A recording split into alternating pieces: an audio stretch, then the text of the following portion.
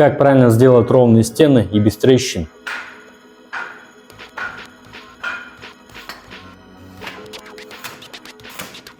Пошагово покажу правильность выполнения штукатурных работ. Для хорошей адгезии грунтуем основание. Армируем металлической сеткой, чтобы избежать трещин. Ставим маяки под лазерный уровень.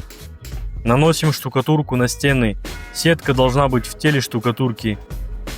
После высыхания убираем маяки, иначе ржавчина выйдет на стены.